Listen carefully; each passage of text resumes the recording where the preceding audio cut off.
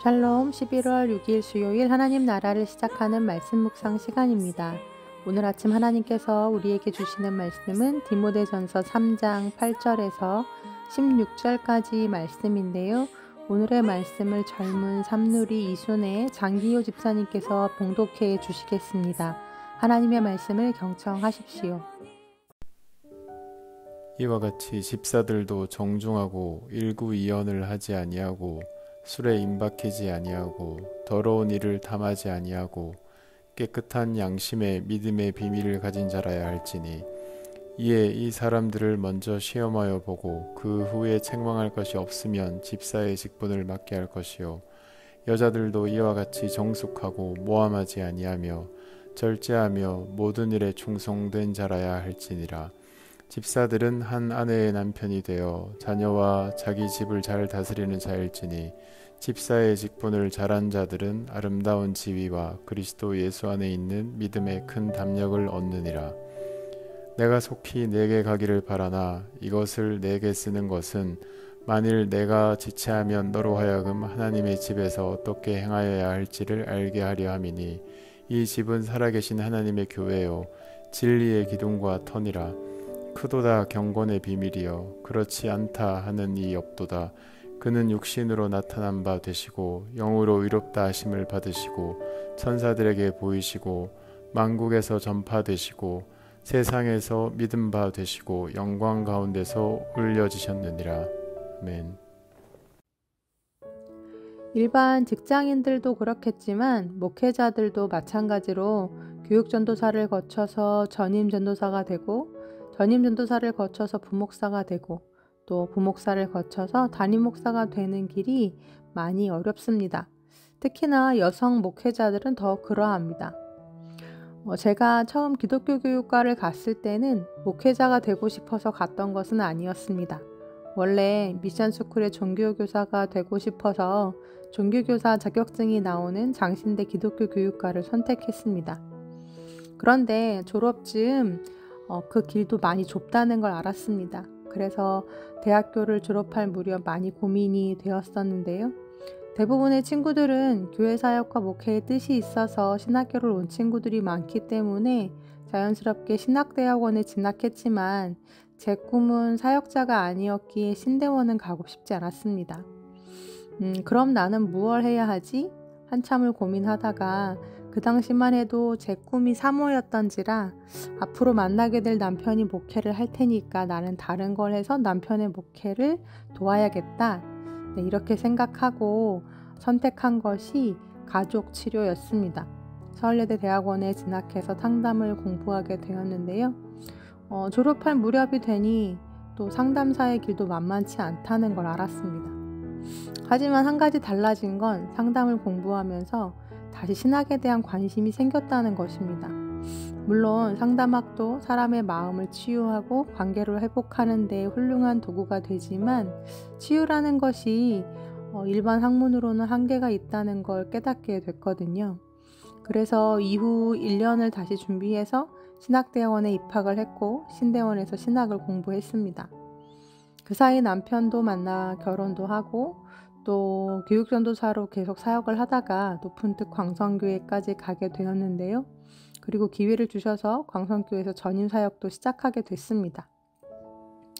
원래 꿈이었던 학교 교사도 되지 못했고 또 사모도 아니었지만 전도사로서 교회에서 아이들을 가르치는 것도 행복했고 또 제 또래 부모님들을 만나서 목회라기보다 함께 공동체가 되어 살아가는 그 삶이 행복했습니다. 그러면서 이 좋은 교회에서 이렇게 가늘고 길게 가는 것도 좋겠다라는 생각을 했죠. 그런데 어느 해인가 교회에서 먼저 목사 안수에 대한 제안을 해주셨습니다. 아무래도 교구도 맡게 되고 또 앞으로 장례를 담당해야 할 일도 생기다 보니 목사 임직을 받는 것이 더 좋겠다는 의견이셨는데 목사직에 대해서는 한 번도 생각해 본 적이 없었던 터라 많이 고민이 되었습니다. 일단 여성 목회자는 안수를 받으면 그때부터는 임지가 좁아집니다. 여성 부목사를 쓰는 교회가 많지 않기 때문인데요. 그걸 떠나서 저는 목사에 대한 사명감도 부족하고 또 자격도 한참 미달이라고 생각했기 때문에 너무나 그 제안이 부담스러웠습니다. 그래도 너무나 감사하게 교회에서 먼저 제안을 해주신 터라 기도를 안 할 수가 없었습니다. 그렇게 기도를 하던 어느 날 필요가 있어서 총회 헌법책을 펴서 볼 일이 있었는데요. 전도사는 임시직이고 목사는 항존직이라는 설명이 되어 있는 조항을 보게 됐습니다. 그러면서 그동안 나는 항존직이 아니었구나, 임시직이었구나를 깨닫게 됐죠. 그 즈음 하나님께서 제게 교회를 사랑하는 마음을 계속 부어주셨었는데, 그러면서 마음에 하나의 각오가 생겼습니다. 단 하루를 살아도 목사로 살아야겠다. 이 교회가 마지막 교회가 된다 해도 목사라는 이름 달고 더 책임감 있게 사역해야겠다.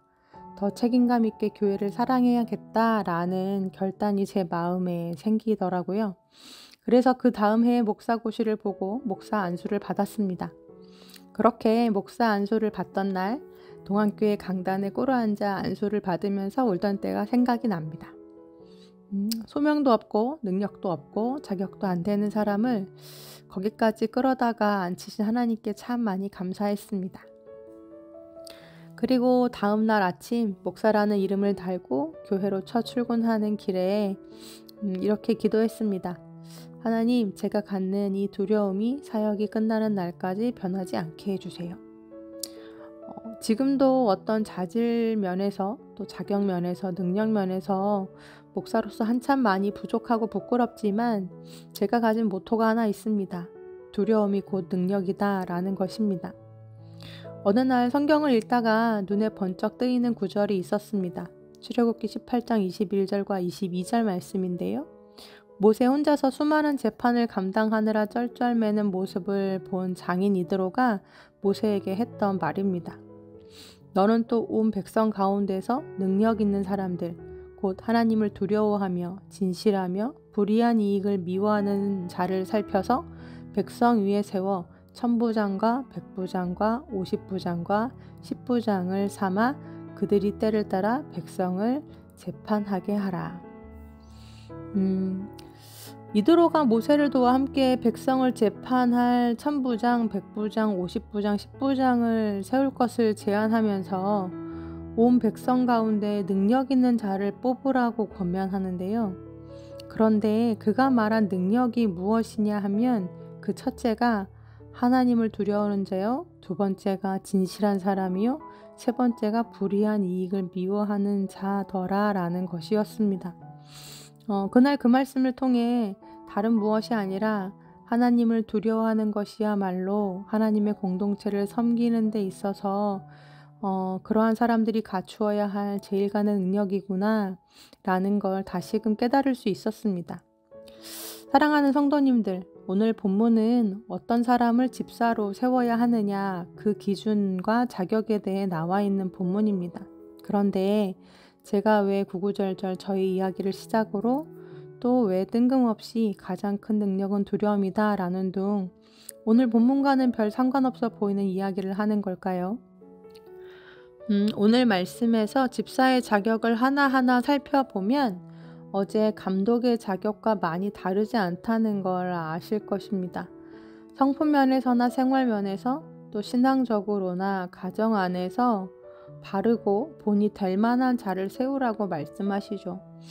또 혹여 그렇게 보이는 사람이라도 다시 한 번 더 점검해서 그 후에 책망할 것이 없으면 그때 집사의 직분을 맡기라고 진짜 신중하게 세워야 한다고 당부합니다. 그런데요, 성도님들, 이 모든 자격들보다 또 이 모든 평판보다 더 앞서는 것이 있습니다. 그것이 무엇인지 아십니까? 그 조건이 디모데전서 3장 제일 앞부분과 끝부분에 나오는데요. 먼저 디모데전서 3장 1절 말씀입니다. 미쁘다 이 말이여 곧 사람이 감독의 직분을 얻으려 함은 선한 일을 사모하는 것이라 함이로다. 네, 이 말씀에서 혹시 제1원칙 찾으셨나요?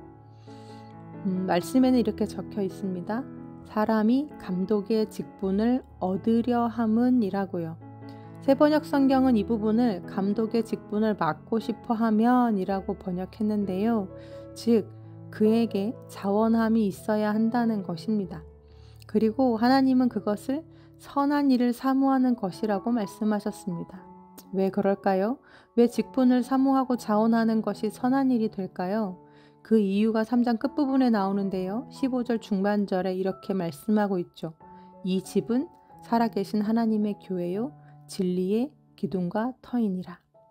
네, 교회는 바로 하나님의 집이고 예수 그리스도가 거하시는 터이기 때문에 그렇습니다. 다시 말해 누가 감독과 집사의 직분을 받아야 하는가? 그것은 무엇보다 하나님을 사랑하고 교회 공동체를 사랑하는 마음이 있는 사람이 맡아야 한다는 것이죠. 그래서 그분이 그토록 사랑하시는 당신의 교회를 위해 주의 몸된 교회를 위해 공동체를 세워가는 일에 부족하지만 그럼에도 무엇이라도 자신을 드리고 싶어하는 마음이 있는 자들, 그 일에 자원하는 자들이 직분자가 되어야 한다. 그런 자격이 있다라고 말씀하고 있습니다. 사랑하는 성도님들, 자격을 보면 누가 과연 직분자가 될 수 있을까요? 누가 과연 목사가 되고 장로가 되고 집사와 권사가 될 수 있을까요? 그런데 자격은 없지만 우리에게 사랑은 있지 않습니까? 여러분도 하나님 사랑하시잖아요. 하나님은 그게 우선이요? 그거면 된다고 하십니다. 그럴 때 감당할 능력은 하나님이 주시는 것입니다. 이제 우리도 12월에 임직자 선거를 앞두고 있는데요. 장로, 권사, 안수 집사를 각각 선출합니다. 직분의 자리는 절대 계급도 아니고 서열도 아닙니다.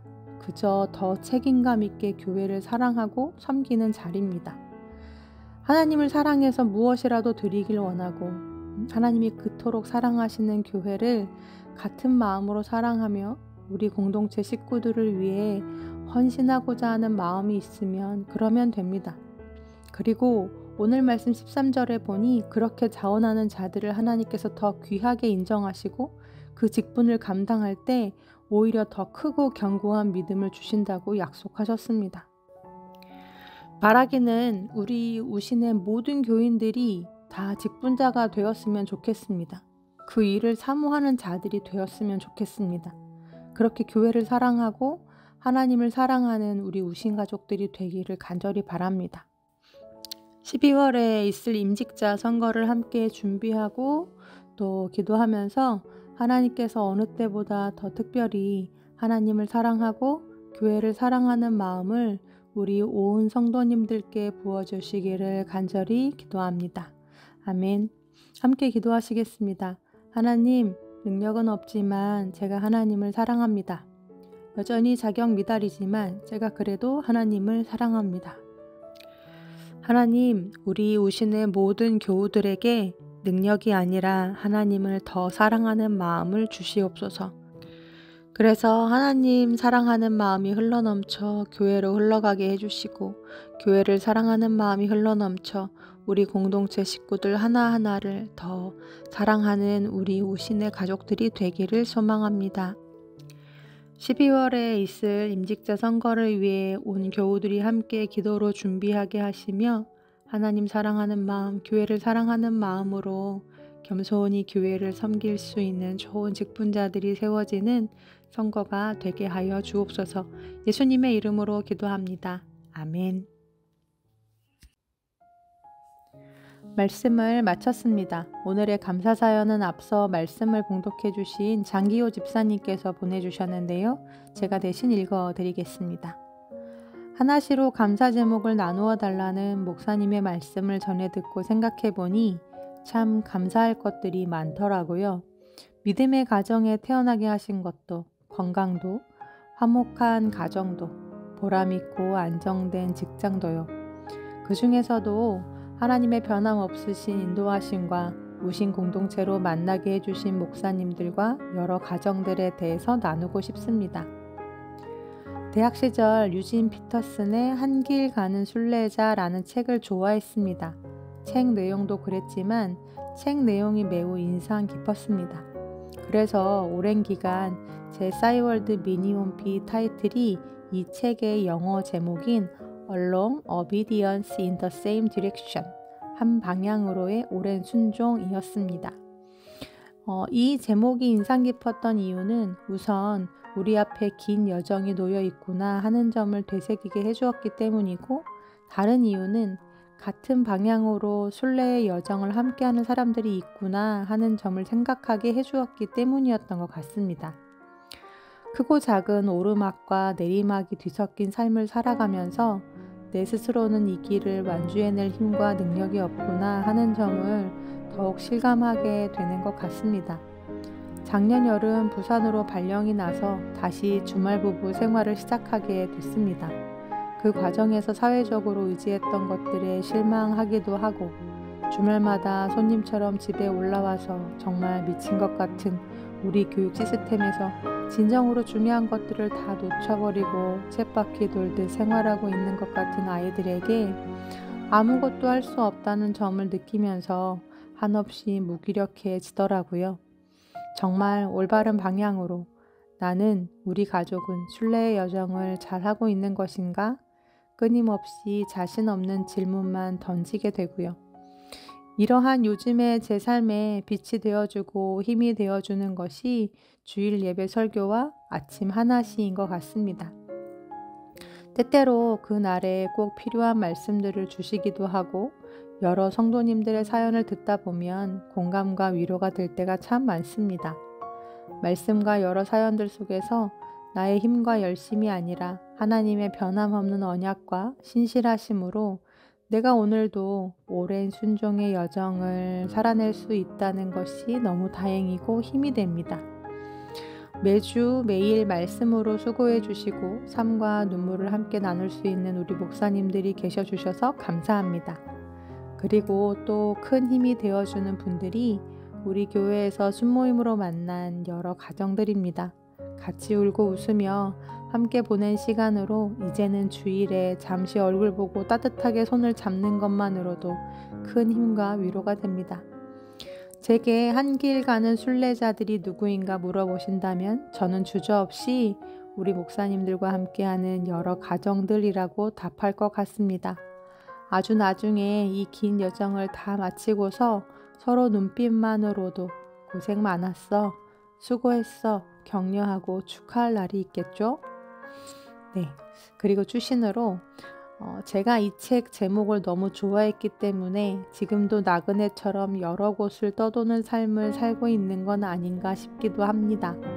아내의 버킷리스트가 모든 가족이 딱 3년만 다 같이 함께 사는 것이라니 마음 한편으로 많이 미안하고 또 많이 고맙고 그렇습니다 라고 보내주셨어요. 하나씨를 빌어서 우리 아내 되시는 신희 집사님께도 미안한 마음을 살짝 전하셨는데요.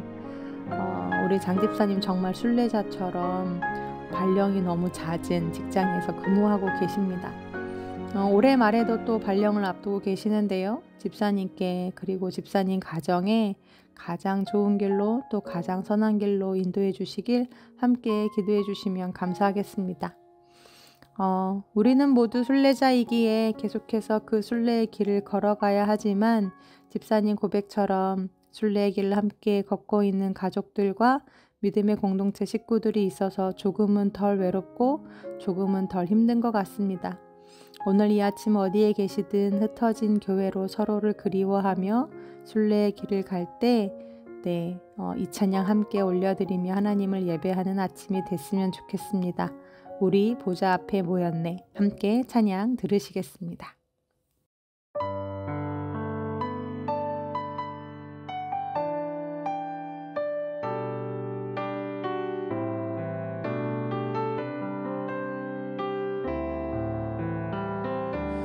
우리 보좌 앞에 모였네.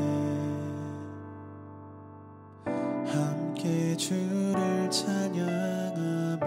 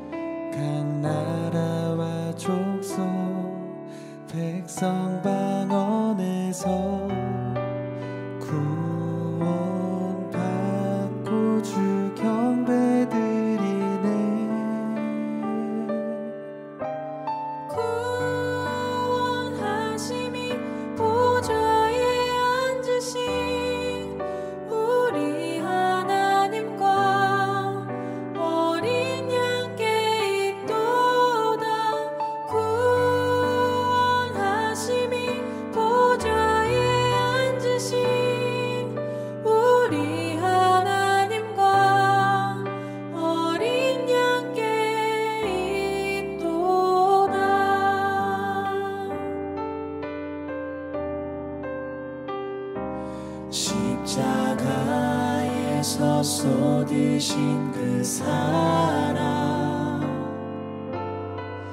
강같이 온 땅에 흘러 각 나라와 족속 백성 방언에서 구원받고 주 경배드리네.